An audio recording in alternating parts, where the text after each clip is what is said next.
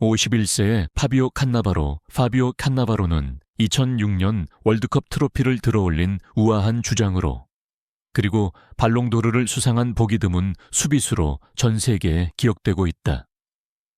많은 팬들에게 그는 여전히 그라운드 위에서의 리더십, 규율, 그리고 조용한 카리스마의 상징으로 남아있다. 그러나 세련된 이미지와 황금빛 트로피 뒤에는 침묵 속의 상처와 사적인 굴욕, 그리고 서서히 증오로 변해간 인간관계로 얼룩진 칸나바로의 또 다른 커리어가 존재했다.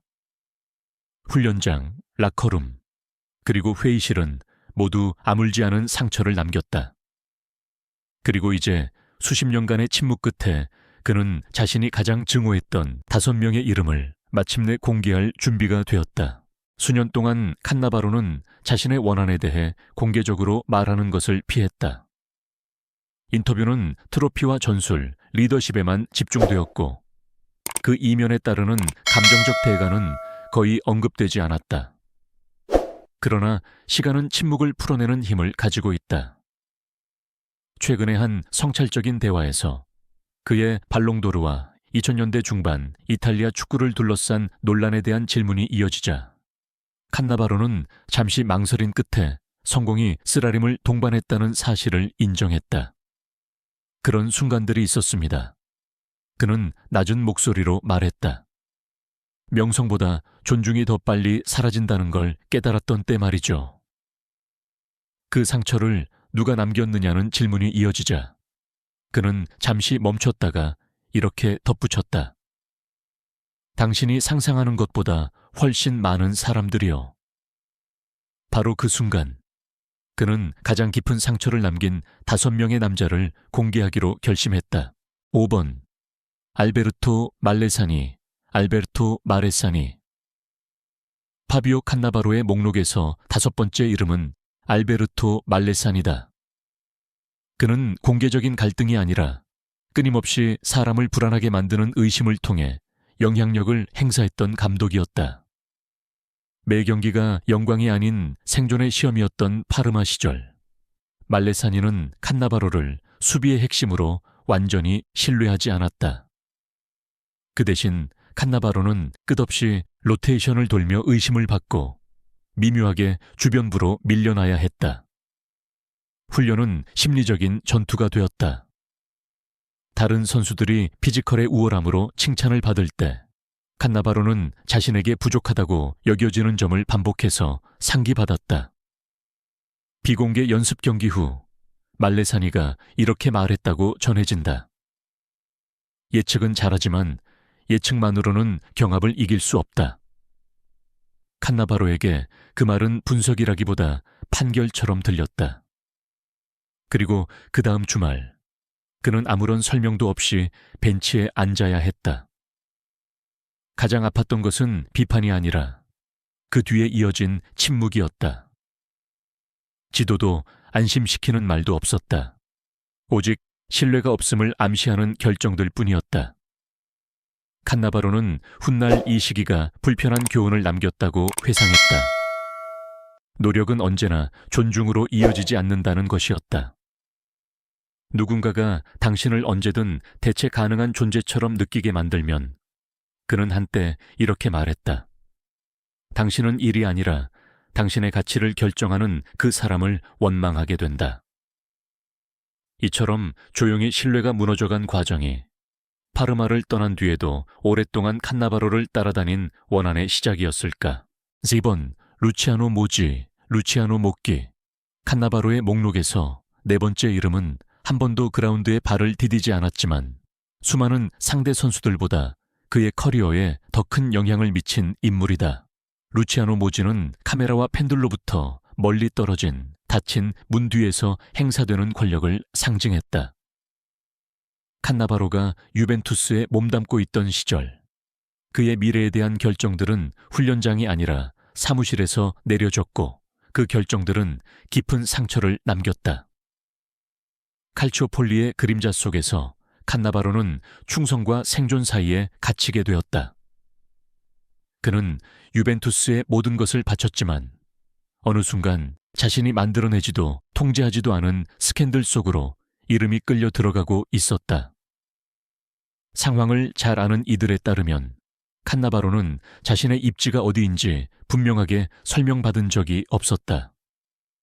어느 날은 리더였고 다음 날은 부담스러운 존재가 되었다. 혼란 속에서 모지는 선수들에게 이렇게 말했다고 전해진다. 침착하게 있어라. 모든 것은 처리될 것이다. 그러나 그 무엇도 제대로 처리된 것처럼 느껴지지 않았다. 칸나바로를 가장 아프게 한 것은 자신이 희생양으로 이용되고 있다는 느낌이었다. 투명성은 침묵으로 대체되었고 신뢰는 계산으로 사라졌다.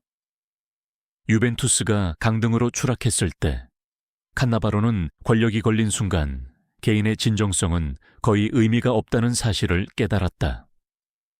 나는 그라운드에서 수비를 했다. 그는 훗날 말했다. 하지만 그라운드 밖에서는 아무도 나를 지켜주지 않았다. 이 순간이 바로 칸나바로가 축구에서 가장 위험한 존재는 축구화를 신은 라이벌이 아니라 양복을 입은 사람들이라는 사실을 깨달은 때였을까. 3번 마르코 마테라치, 마르초 마테라치. 칸나바로의 목록에서 세 번째 이름은 아마도 가장 불편한 존재일 것이다. 같은 이탈리아 수비수인 마르코 마테라치이기 때문이다. 감독이나 경영진과는 달리 이 원하는 동료들 사이의 충성이 의심의 여지 없이 지켜져야 할 순간들, 바로 그라운드 위에서 태어났다. 그러나 현실은 달랐다. 칸나바로는 같은 색의 유니폼을 입은 인물로부터 경쟁심과 자존심, 그리고 공개적인 굴욕을 경험했다. 치열한 리그 경기와 국가대표 준비 과정에서 두 수비수 사이의 긴장은 자주 드러났다. 마테라치의 공격적인 스타일은 칸나바로에 절제되고 예측 중심적인 접근 방식과 날카롭게 충돌했다. 내부 관계자들에 따르면 한 차례 훈련에서 마테라치가 무모한 태클을 시도하며 분위기가 격해졌다고 한다. 칸나바로는 분노에 차 일어서서 우리는 같은 편이잖아 라고 외쳤다고 전해진다. 돌아온 것은 차가운 침묵뿐이었다. 그 이후 상황은 더 악화되었다. 언론 인터뷰에서 마테라치는 칸나바로의 리더십을 약화시키는 듯한 인상을 주었고, 축구에는 전사가 필요하지, 교수는 필요 없다는 뉘앙스를 풍겼다.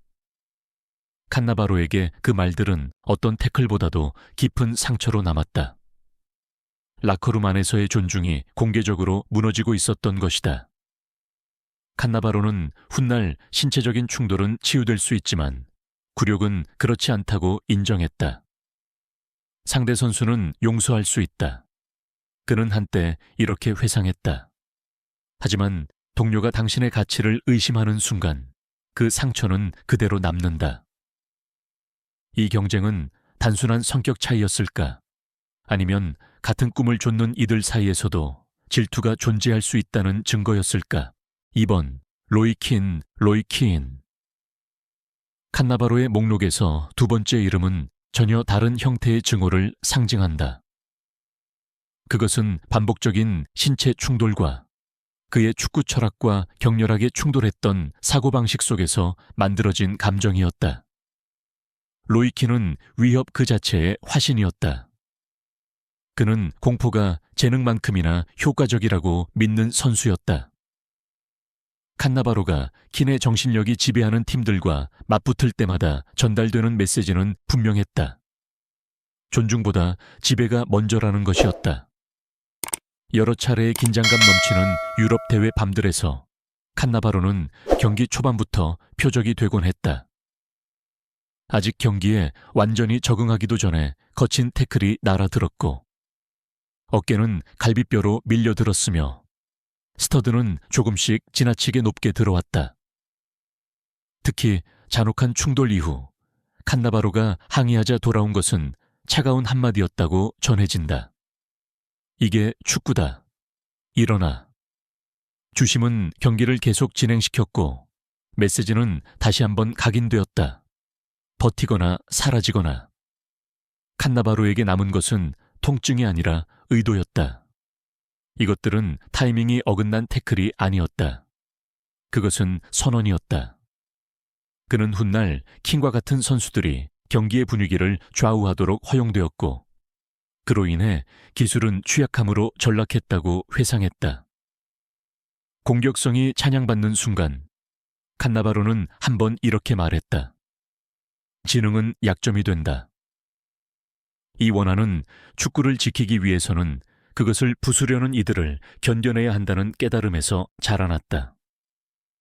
이 순간이 바로 칸나바로가 단순한 상대 선수가 아니라 공포 위에 세워진 하나의 이데올로기 자체를 증오하기 시작한 때였을까. 1번 지아니 브레라, 잔니 비레라. 칸나바로의 목록에서 마지막이자 가장 고통스러운 이름은 감독도 동료도 상대 선수도 아닌 하나의 목소리였다. 지아니 브레라는 서사의 힘, 즉 한 선수가 최종 휘슬이 울린 뒤에도 어떻게 기억되는지를 결정하는 힘을 상징하는 인물이었다. 이탈리아에서 가장 영향력 있는 축구 기자 중 한 명으로서 브레라의 말은 무게를 지녔고, 칸나바로에게 그것은 오래도록 남는 원한의 근원이 되었다. 칸나바로의 커리어가 상승하던 시기, 특히 2006년 월드컵과 발롱도르 수상 이후 브레라의 평론은 수비수가 과연 그런 연계를 받을 자격이 있는지 끊임없이 의문을 제기했다.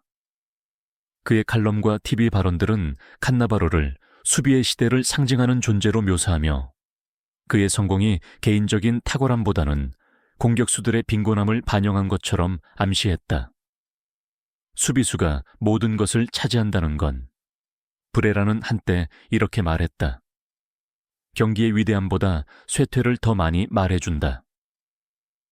칸나바로에게 이 말들은 자신의 유산이 공개적으로 해체되는 느낌을 안겨주었다. 어떤 태클도, 어떤 클리어링도, 어떤 리더십의 순간도 반복되어 진실처럼 굳어진 서사를 잠재울 수는 없었다. 선수들과는 싸울 수 있다. 칸나바로는 훗날 이렇게 회상했다. 하지만 헤드라인과는 태클을 할 수 없다. 이것은 무력감에서 태어난 증오였다. 단 한 번의 파울 없이도 명성이 훼손될 수 있다는 깨달음이었다. 역사가 행동이 아니라 목소리에 의해 쓰일 때 과연 누가 한 축구 선수의 유산을 진정으로 통제하는 것일까? 이 5명의 남자들을 되돌아보며 칸나바로는 자신을 피해자로 내세우지 않는다. 그는 축구 속에 숨겨진 싸움들의 목격자로서 자신을 위치시킨다. 그의 원한은 결코 복수에 관한 것이 아니었다. 그것은 인정에 대한 갈망이었다. 트로피와 박수갈차의 뒤에는 의심과 침묵, 그리고 태클보다 더 깊게 상처를 남긴 말들이 존재했다. 이 인물들의 이름을 밝힘으로써 칸나바로는 위대함이 치러야 하는 감정적 대가를 드러낸다. 좀처럼 이야기되지 않는 대가를 말이다. 그리고 만약 이것이 그가 공개하기로 선택한 5개의 이름이라면 하나의 질문이 남는다. 메달과 기억 속에 묻혀 끝내 말해지지 않은 이야기는 과연 얼마나 더 남아있을까?